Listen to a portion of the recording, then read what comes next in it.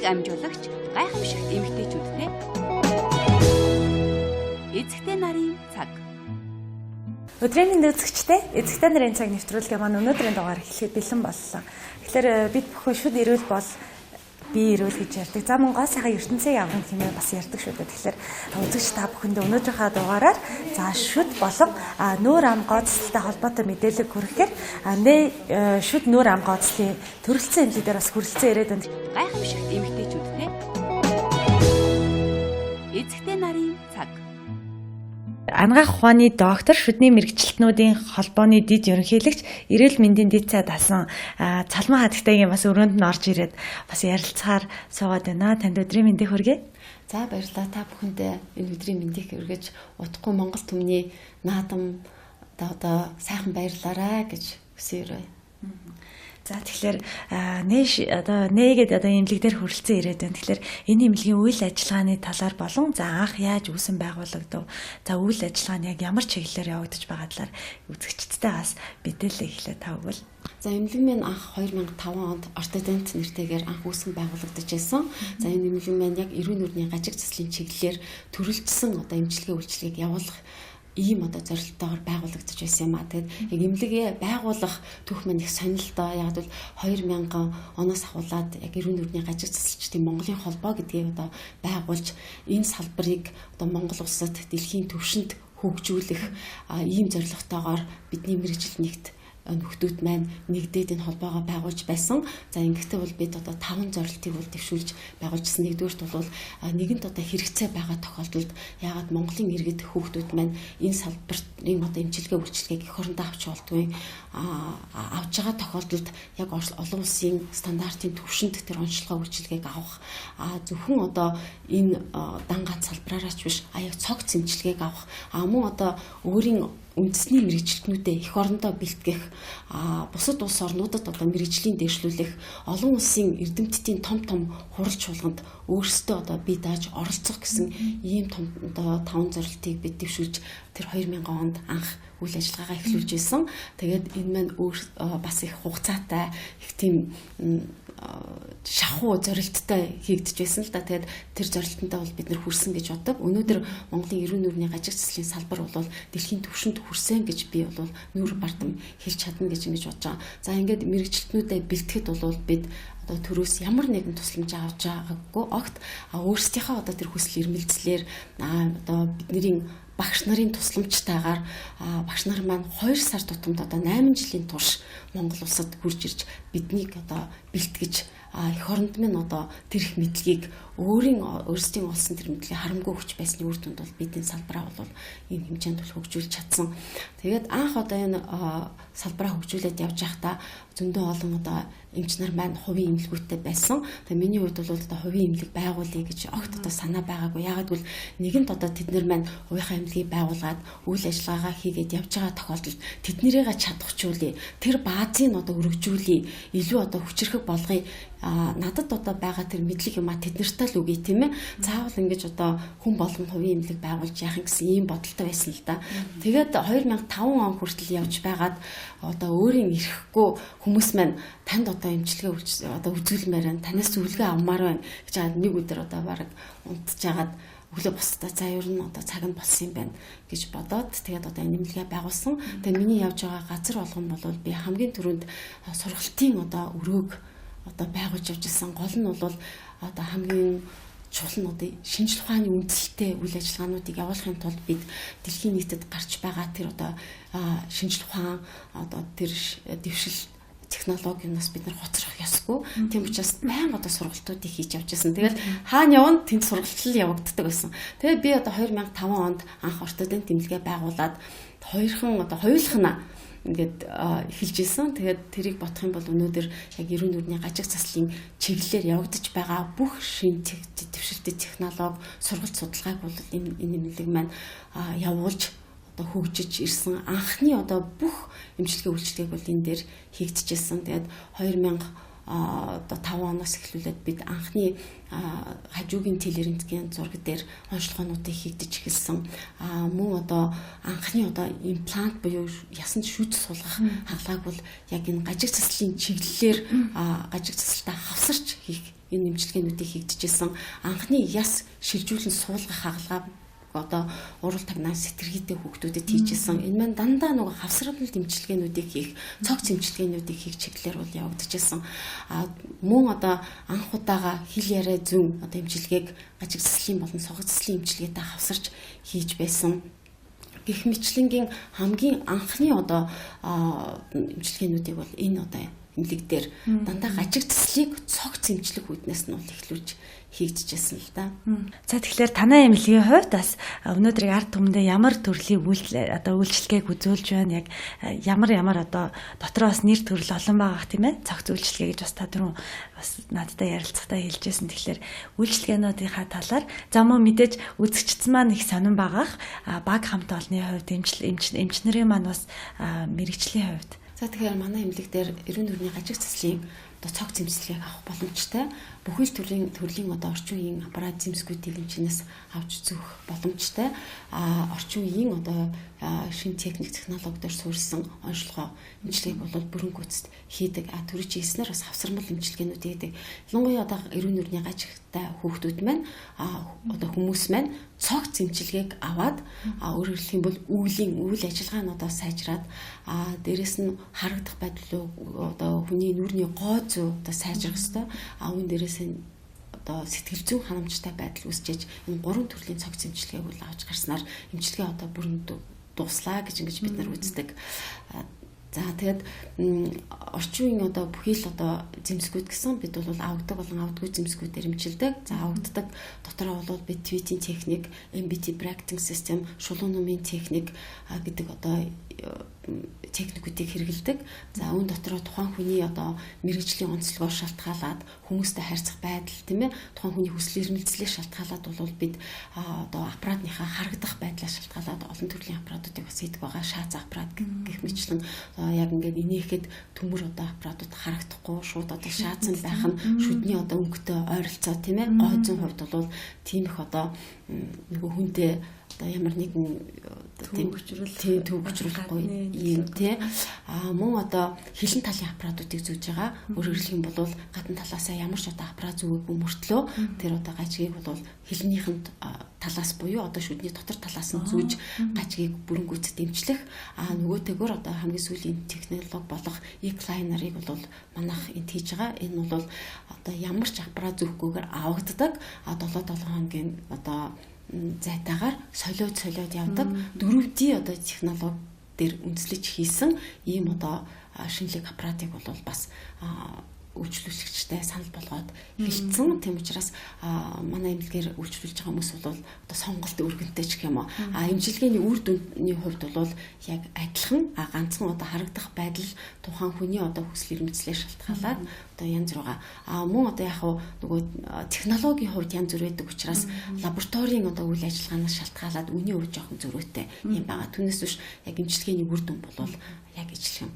За тэгэд одоо түн дээрээс нэмээд одоо хавсармал бүх төрлийн эмчилгээнүүд нэмэлт хүч өгөх тухайн гажгийн одоо онцлогоноос шалтгаалаад авагддаг зэмсгийн тусламжтайгаар микроимплантын тусламжтайгаар нүрийн одоо гадна талаас үйлчлэх тодорхой одоо аппаратуудын тусламжтайгаар биомеханикийн одоо технологиудыг бас ашиглаж эмчилгээнүүдийг явуулдаг байгаа. За 2007 оноос эхлүүлээд манай эмнэлэг бол үс шилжүүлэн суулгах хагалгааг бол амжилттай хийж эхэлсэн. За шилжүүлэн суулгах хагалгаа маань анх одоо дэлхийд 1954 онд Банчкрафт буюу хэсэг бүлгээр нүсийг одоо хуучин шилжүүлэн суулгахаар эхэлсэн. Энэ нь бол яг гой зүйн хувьд бол яг тийм одоо байгалийн одоо натуралны байдлыг илэрхийлж чадахгүй байсан учраас эрдэмтэд маань маш олон жилийн турш алган амьтан дээр туршлага хийж асны үр дүнд одоо follicular graft буюу яг өснийх нь одоо фолликулын хэмжээнд нэгээр нь зөөж хүүдийн цэсртэн зөөж суулгадаг ийм одоо технологиг 92 онд Солонгосын эрдэмтэд болон Америкийн эрдэмтэд хамтарч нэвтрүүлсэн. Тэгэд яг энэ одоо багийн гишүүн хоёр эмч маань бол 92 оноос 2007 оноос эхлүүлээд манай дээр одоо яг энэ өшөлжүүлэн суулгах хагалгааг маш амжилттай хийж байгаа. Олон хүнийг одоо амьдралынх нь чанарыг дээшлүүлж өөртөө ихтэй маш их урам зоригтой амжилтанд хүрэх тэр одоо замыг бол нээж өгсөн бүгдээрээ маш их баяртай байдаг. За тэг өшөлжүүлэн суулгахдаа зөвхөн одоо халдсан хүмүүс өшөлжүүлэн суулгах биш, эмэгтэй хүмүүс маань ялангуяа духан хэсэг нь нэлээ өргөн байгаа хүмүүс бол энэ чинь одоо урд хэсгээр өс суулгадаг. Мөн одоо хөмсөг заавал шивүүлэх биш.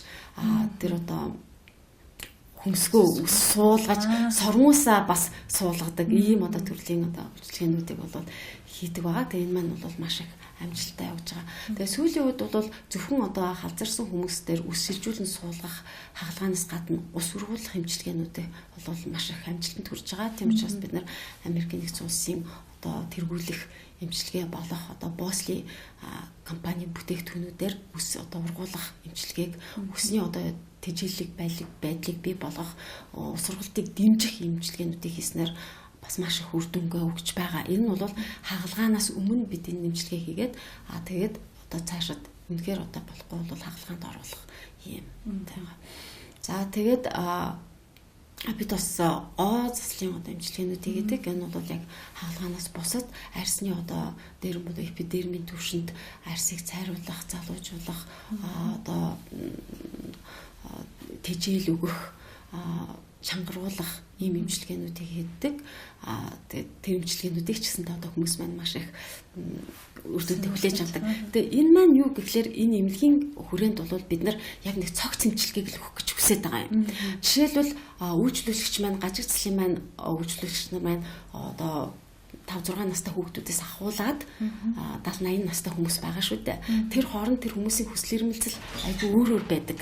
Жишээлбэл тэр хүмүүс маань зөвхөн одоо гажиг цэслийн эмчилгээг авахаасаа гадна бүрэн одоо тэр сэтгэл ханамжийн байдалд орохын тулд бүхэл төрлийн эмчилгээнүүдийг авах боломжтой. Жишээлбэл гажиг цэслийнхаа эмчилгээг хийлэгчлээ гэхэд хил ярианы ямар нэгэн дефект байх юм бол бид хил ярианы дефектийг янзлж өгнө. Мөн одоо согц цэслийн ямар нэгэн эмчилгээ шаардлагатай байх юм бол тэр химшүүд имплантуудыг хийж өгнө. Гоо заслын эмчилгээ хэрэгтэй байх юм бол тэр гоо заслынхаа эмчилгээнүүдийг хийж өгнө. Одоо тэрэн дээр нийгэм дутагдаад энэ жоохон халдсан байна. Энийг гэх юм бол бид бас тэр үс шилжүүлэн суулгах хагалгаануудыг хийж өгнө. Дээрэс нь одоо сүүлийн үед чинь нэг V shape гэлтэй октод илүү одоо нүүрэн нарийнхан байх юм бол гоё гэдэг те. Тийм учраас нүүрний одоо энэ шанааны хэсгийг нарийсуулах одоо миний багш Парк Кёндук гэдэг Тээгүүгийн Кёндугийн их сургуулийн профессорын өөрийнх нь бүтээсэн патенттай тийм аппаратаар яадаг. Энэ маань бол би өөр дээр хүртэл туршиж байсан. Аливаа зүйлийг хийхдээ дандаа би өөр дээр туршдаг. Эхлээд охин дээр өөр дээр туршаад охин дээр туршиж хагаад ингээ хатгачаад нөгөөдөг чинь гомдоод тэгээд зүүхэ бол тэгээ юу гэхэлэр нөгөө нарийн шинжилгээ хийж авахгүй би тэрийг аппаратыг зүснээр хэдэн миллиметрийн нүүрний өргөн нарийсч байна гэд. Тэгэхээр нэг талдаа 3-5 мм нарийснаа гэдэг чинь нүүрэн дээр асар хэмжээний өөрчлөлтийг гардаг. За нэг талдаа 2 мм нарийслаа гэхэд 4 мм нарийсгад хүний нүүр бол шал өөр болдог. Энэ бол нэг талдаа яг тэр хүч өгж байгаа талдаа ремоделинг хийдэг байхгүй. Өөрөөр хэлбэл бүтцийн хувьд өөрчлөсөн одоо зохион байгуулалтанд оруулж өгдөг. Гэх мэтлэнгийн ийм цогц эмчилгээнүүдийг хийдэг утгаараа бид нар энэ төрлийн эмчилгээнүүдийг бол хийж өгч байгаа маа. Нэг энэ мэн юугаараа онцлогтой вэ гэхээр тухайн одоо эмчийн нэг эмчилгээний миний зорилт ийм байх хэрэгтэй гэсэн нэг зорилт тавина да. Стратеги, тактика бүрдүүлээд төлөвлөгөөгөө боловсруулад зорилт тавьдаг. Тэр зорилтонтой хүрэхийн тулд тэр хүнийг би ийм л олгуул тэр хүндээ ч гоё надад ч гоё сэтгэл ханамж. Тийм учраас миний докторийн ажиллаж гэсэндээ Монгол эмэгтэй зөв төрхийг хажуугийн телерентген яаргаар судалсан байдал гэсэн одоо юм сэдвэр. Өөрөөр хэлэх юм бол тэр одоо зөв төрх гэдгийн дагуу хүний одоо ясны хатуу зөөлөн эдийн хэмжигдэхүүнийг гаргаж ирээд тэрэндээ чиглэсэн хүчүүдийг өгөөд хөгжлийн чиг хандлагыг чиглүүлээд явхлаар бид хэний ч нүрийг ямар ч мэс заслахгүйгээр хамгийн тааламжтай хөөрхөн байдалд хүргэж чадна. Ялангуяа хүүхдүүд юм. Тийм учраас бидний одоо гол эмчилгээний зорилго бол нэгдүгээрт мэдээж тэр үүлийг бий болгох, үйлийг засах тэр одоо гаж үйлдэлсэн бас зуулт байхгүй болсон байгаа. Тийм учраас ажиллах үйл ажиллагаа алдагдсан байгаа. Тэр ажиллах үйл ажиллагаагаа дагаад булчингуудын ой санамж алдагдсан байгаа. Булчингуудын ой санамж хоёр талдаа алдагдаад эхлэхээр эрүүнийхээ үеинд ачаалал өгдөг. Тийм учраас манай ихэнх одоо үйлчлүүлэгчдийн эрүүний үеинд ямар нэгэн байдлаар одоо өөрчлөлт орсон байж байгаа. Эрүүний үеинд өөрчлөлт орно гэдэг маань нүүрний тэгш гэмт байдал алдагдаад эхэлдэг. Тэгэхээр бид нэр тэрийг маш сайн судалж оншилсны үндсэн дээр тэр хүнд одоо маш цогц имчилгээг өгөхийн тулд ингэж одоо зорж явдаг. За тэгэхээр дэлхийн технологи Монголд одоо мэдээж дэлхийн хэмжээнд бүх зүйлийг одоо хийж чадж байна. Бид нар өөрсдөө бас ингэ хийж байна гэхлээр маш их бахархууштай байна л да. Тэгэхээр үзэгчд манаас нааша одоо танахыг зорж ирж байгаа үзэгчдийн одоо тий одоо бас насны хязгаарлал хэр байна вэ? Эрэгтэй эмэгтэй хүмүүсийн одоо ямар нэгэн ангиллал хэр байдаг вэ? Хүүхдийн шүтэнд бас үйлчлдэг байгаа тийм ээ. Ер нь бол хүүхдүүдийг бид нар бол нийт тэргуунд авдаг. Яг бол бидний ирээдүйн хүүхдүүд маань хичнээн эрүүл байна. Бидний ирээдүй одоо өнгөлөх сайхан байна. Энэ улс их орны хүүхдүүд маань л авч явна. Тийм учраас бид эрүүл сарвал хүүхдүүдэд ирээдүйдээ бэлтгэх ёстой. Эрүүл байна гэдэг бол нэгдсэн үндэсний байгууллагын дэлхийн эрүүл мэндийн байгууллагын томьёолоо зөвхөн одоо биеийн организмын хувьд эрүүл байх биш. Сэтгэл санаа, орчны хувьд тэр хүнийг эрүүл байлгах, эрүүл зөв зүйтэй сайхан амьдралаар эрүүл бодол үзэл баримталтай явах, энийг л эрүүл байх, эрүүл мэнд гэж ингэж хэлээд байгаа шүү дээ. Тийм учраас бид бол хүүхдүүдэд маш их анхаардаг. Хамгийн их одоо хүүхдүүдийг үздэг ийм одоо эмнэлэг байгаа. Ер нь бол хүүхдүүдийг үзэхэд хүмүүс их дургүй байдаг л да. Яг бол нэгдүгээр одоо бас эдийн засгийн хувьд тийм ээ хүүхдүүдээс мэднээр гарах үлээ. Дээрэс нь их төвхтэй хүүхдүүд маань бас үйлдэг. Тэд нэрийг эмчилгээ өгөхийн тулд маш их аргадаж, ойлгож, учирлаж би бол одоо ирсэн хүүхдүүдтэйгээ дандаа гэрээ байгуулдаг, гар барьдаг. Учрыг яг ингээд том хүнтэй ярьж байгаа юм шиг бүгдийг ойлгуулдаг. Тэгээ аав ээжтэй баг болж ажилладаг. Тийм учраас хүүхдүүд маань өөрсдөө их ойлгодог, их дуртай байдаг. Тэгээ гарч болох бүхий л одоо хүндрэлүүд одоо юу гэдгийг бүгдийг ярьж хэлдэг. Тэр ямар нэгэн одоо хүүхдэд хорц одоо муу зуршил байх юм бол тэрнээс нь эхлээ салгадаг. Тэгжээж одоо эмчилгээ явна уу гэхээс биш одоо тэр бүгдийг арилгаагүйгээр бол эмчилгээ маань төгс болж чаддаггүй. Тийм учраас нэгдүгээрт бол бид нар хүүхдүүдтэй анхаардаг. Хүүхдүүд гэдэг бол маш одоо гайхамшигтай бидний ирээдүй одоо тийм учраас энэ бол хүүхдийн эмнэлэг. Дээрс нь гэр бүлийн эмнэлэг. Яг бол гэр бүлээрээ ирж үйлчлүүлдэг. Хизээч ирсэн одоо тогтоо тухтай энэ чинь ундаж болно, нийдэж болно. Одоо яаж болно дуртай юмаа хийгээд ингээд хэдэн цаг арч байж болно. Тийм учраас бол гэр бүлээрээ үйлчлүүлэх дуртай. Тэгээ яг ямар эмчилгээ өгж байгаасаа шалтгаалаад одоо хүүсийн харьцаа ч юм уу онтоо байдаг л да. Жишээл ялангуяа гажигцлын үнд бол ихэнхдээ дандаа хүүхдүүд тэгээд насан турш хүрэгч байдаг. За одоо өсөлжүүлэн суулгах хагалгааны хувьд бол нөгөө хүүхдүүд маань олон жилийн турш нөгөө үйлчлүүлэгч маань олон жилийн турш эмчилгээ авч байгаа шүү дээ. Тэгээд тэд нар маань одоо өсөлжүүлэн суулгах хагалгаанд шуурдаг юм уу? Аль эсвэл одоо гаднаас мэдээд одоо ирдэг хүмүүс байгаа. Тийм ихэнх нь бол нэг 80 орчим хувь нь бол эрэгтэйчүүд байдгийн. Тэгээд эрэгтэйчүүд маань голцоо ингээд би яг судалгаа хийгээд үзэхэд одоо цэргийн хүмүүс бас ихэнхтэй байт юм да. Яг бол тэр нөгөө байнга малгай өмсдөг ч юм уу тиймэрхүү одоо мэрэгжлийн онцлог байдаг юм шиг байгаа. Тий. Тэгээд одоо янз бүрийн одоо хортой нөхцөл байдалд үйлчлдэг удамшлын гэл тийм ээ янз бүрийн гэдэг 80 гаруй хувь нь бол эрэгтэйчүүд байдаг. Эмэгтэйчүүд маань бас байна. За тэгээ ялангуяа би сүүлийн эдийн дээр маш их сэтгэл ханамжтай байгаа. Тэрний бол зөвхөн одоо зүгээр жирийн халзралтаас юм уу одоо удамшлын байдлаас халзарт үлдсэн хүмүүсийг эмчлэхээс гадна төлөгдсөн тий бүл бүтэн одоо сорвцсан ийм хүүхдүүдэд бол бид нар үржилжүүлэн сул хагалгаа хийгээд маш амжилтанд хүрсэн. Энэ нь бол маш их тийм гоё байгаа. Тэгээ тэр хүүхдүүдэд асар их урам зориг өгсөн. Бүр цоошин амьдралыг бэлгэлсэн. Тэгээд энэндээ бол баяртай. Мөн бас бид бол чих одоо хийхтэй хэмжиж хийх ийм хагалгаануудыг бол нэлээд олон хүүхдүүдэд хийж байсан. Тэгээ одоогор бол одоо яг өсөлттэй хүмүүс байхan болоод үргэлжлүүлээд тийм тэр маань нөгөө чих маань өөрөө харагдах хүүхднээс ингээ байхгүй болоор хүүхд маань маш их гундуу байдаг юм байлаа.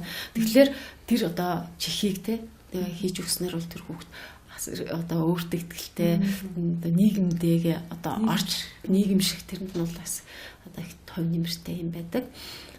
За тэгээд одоо мэдээч гажигцлын имчилгээ хийх өмнө бол шүдний одоо имчилгээнүүд хийгдэг.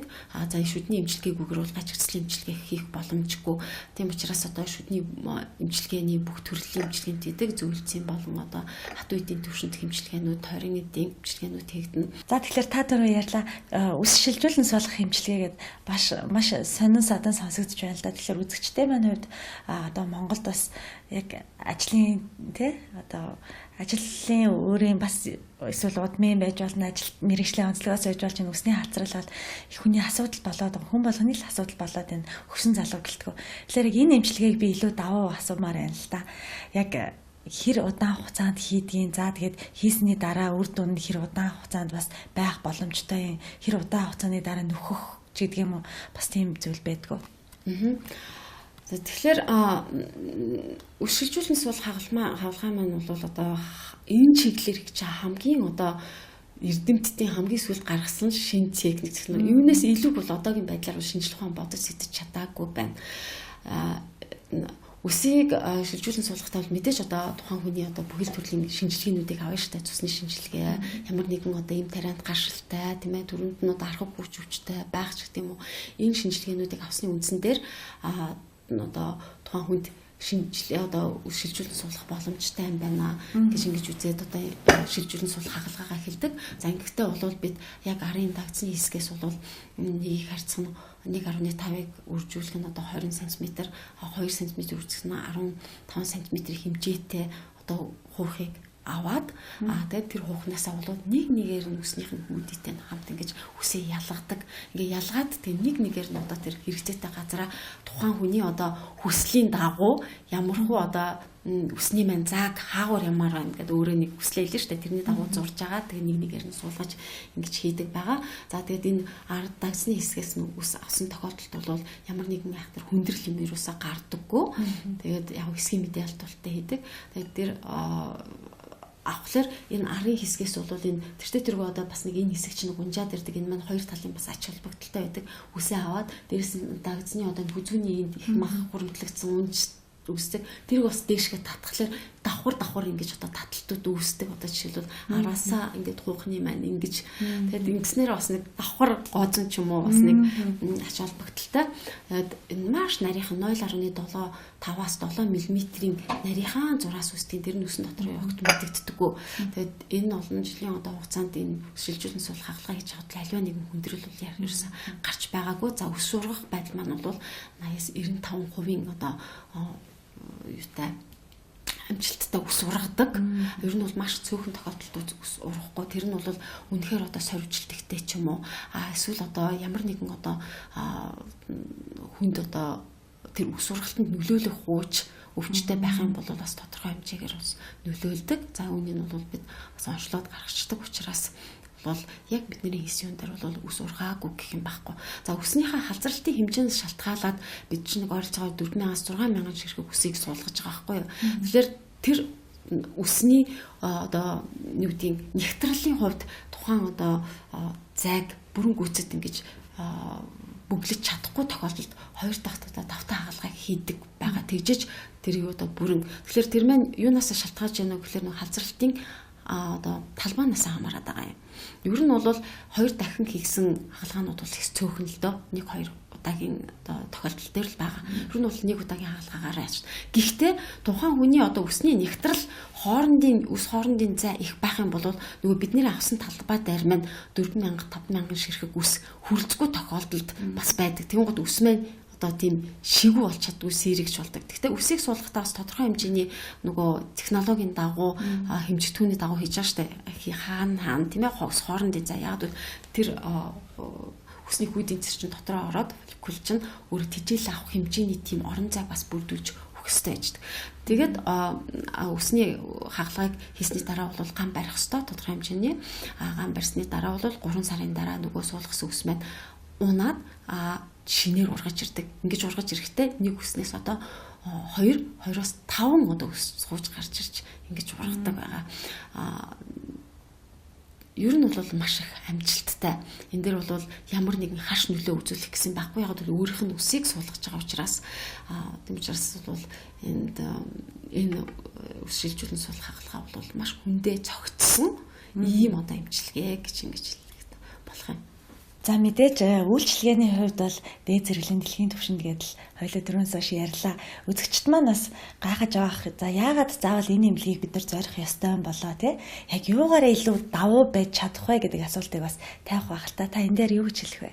Тэгэхээр яг энэ чинь бол яг гажиг цэслийн одоо чиглэлээр төрөлдсөн энэ чиглэлийн л одоо цогц эмчилгээг өгөх ийм зорилттой одоо эмнэлэг дээрээс нь хажууд нь сургалт судалгааны төвтэй ийм байгууллага байнга сургалтуудыг явуулж яадаг эмчнэрийнхээ мэдлэг мэрэгчлийг дээшлүүлж яадаг тэгээ бидний одоо хийгдэж байгаа эмчилгээ онцлогоон дээр давхар одоо манай багш нар дэлхийн нэртэй эрдэмтэд маань хяналт тавьж явдаг. Өөрөөр хэлэх юм бол одоо яг эмчилгээ тодорхой түвшинд явагдаж байхад 6 сарын хугацаатай бид нэр дахин онцлогоонуудыг хийдэг. Тэгэхээр дахин онцлогоо хийхдээ тэр багш нар маань хурж ирээд хараад тухайн хүүхдийн хөгжлийн чиг хандлагатай эмчилгээ маань өнөөдөр хэр уялдаж байна. Яагаад бол эмчилгээний маань төлөвлөгөө нөгөө хөгжлийнхээ хэр уялдаатай байж илүү үр дүнд хүрдэг учраас тэрийг одоо заавал хяндаг. Ингээ эмчилгээ маань явагдаж байна уу? Юун дээр нь өөрчлөх хэрэгтэй байна? Ямар тактика өөрчлөх хэрэгтэй байна? Ямар стратегийг баримтлах хэрэгтэй байна? Ер нь эмчилгээний философи маань яг энэ дээр одоо яаж явагдах вэ гэдгийг байнга ярилцдаг. Тийм учраас энэ маань давхар айгүй олон талтай. Нэгдүгээрт тэр эмчилгээ бол баталгаатай. Одоо маш олон давхар хяналттай явж байгаа учраас тийм хяналтанд энэ ч одоо эмчилгээ хэмжээ хяналтанд, дээрэс нь миний хяналтанд, дээрэс нь дахиад одоо энэ гажиг цэслийн чиглэлээр маш одоо олон жил ажилласан асар их туршлагатай манайхаас илүү өмнө хөгжсөн одоо том профессоруудын одоо хяналтанд дор явдаг учраас эмчилгээ маань илүү одоо баталгаатай. Яг бол энэ баталгааг өгөхдөө зөвхөн тэр хүмүүс таалагдах гэж биш. Бидний горь зорилго бол энэ хүмүүс маань маш зөв зөвтэй ямар ч эргэлзээгүй эмчилгээг аваасаа гэж үзнийхээ үндсэн дээр тэрийг хийж байгаа. Түүнээс бидний үйл ажиллагаа хин нэгэн таалагдах биш. Ерөөсөө би бол таалагдах их дурггүй. Харин тоогдож болно. Тийм учраас тэр маань чин сэтгэлээсээ гарч байгаа үүрэг хариуцлага өндөр түвшинд ухамсарласан үйлчилгээ эмчилгээл явагдаж байна гэж ойлгох хэрэгтэй. За эрүүл мэндийн салбарт үйлчилгээ явуулж байгаа альваа л одоо бүхэл салбар байгууллагуудын эрхэмлэх зорилго бол хамгийн түрүүнд одоо тэр хүндээ чиглэсэн жигт үйлчилгээг өгөх асуудал байгаа. Тэр жигт үйлчилгээ гэдэг маань юу гэсэн үг вэ гэхээр одоо иргэн хүн хаанаас ч хамаагүй тэр үйлчилгээг яг тэр стандартын дагуу авах. Тэгэхээр энийг л одоо эрхэмлэж ирсэн. Тийм учраас яг энэ чиглэлийн үйлчилгээг бас одоо зөвхөн ийшээ ирээд авах биш. Хороол байгаа одоо хүмүүстэй бас жигт түгэх үүднээс бол манай нөгөө ортодент гэдэг хамгийн анх байгуулагдчихсан эмнэлэг маань тийчээс үйл ажиллагаа явуулж байгаа. Тэгээд тэнд бол одоо иргэд маань яг энэ хэмжээний үйлчилгээг илүү одоо бас хорооллынхаа нөхцөлд одоо юу гэдэг онцлогт зориулсан бас тодорхой хэмжээний одоо урамшуултаагаар авах юм боломжтой. За тэгэхээр нэвтрүүлэг маань хоёулаа ярилцах цаг ер нь өндөрлөх тийшээ хандаж байна. Тэгэхээр бас сүүлийн асуултыг асуумаар санагдаж байна л да. Эрүүл мэндийн салбарт бас хоошид таны хий бүтээж гэсэн бас олон л бодол байгаа. За мөн тэгээд дээрэс нь эмнэлгийн маань үйл ажиллагаа зорилтыг бас улам сайжруулж дээшлүүлэе гэсэн бодол байгаа. Энэ тал дээр ярил.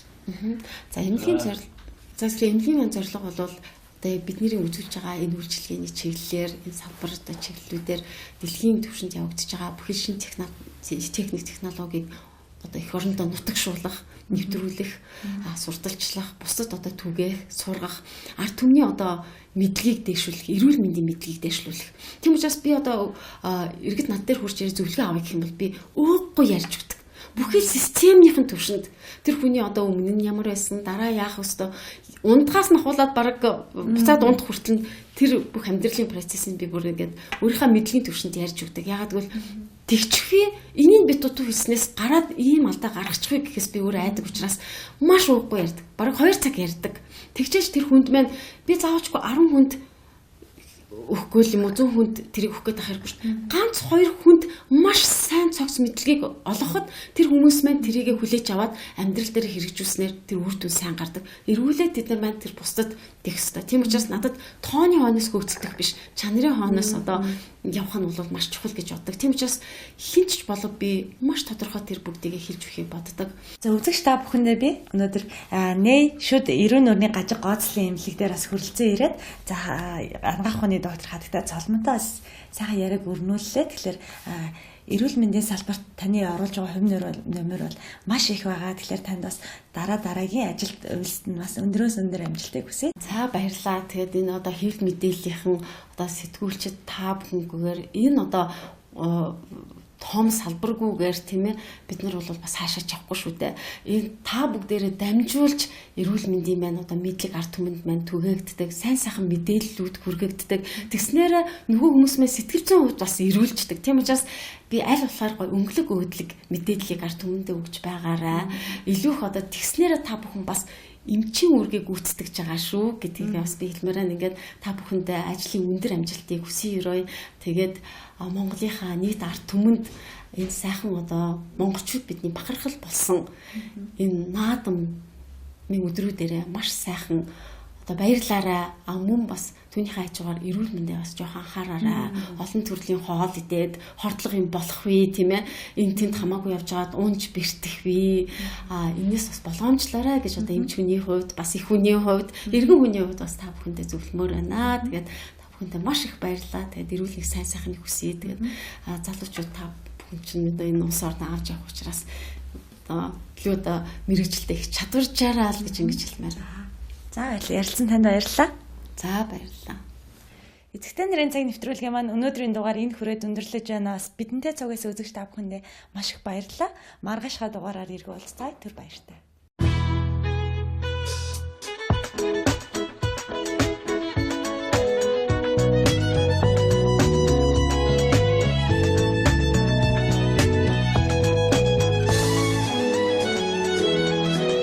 Бүхнийг амжуулагч гайхамшигт эмэгтэйчүүдтэй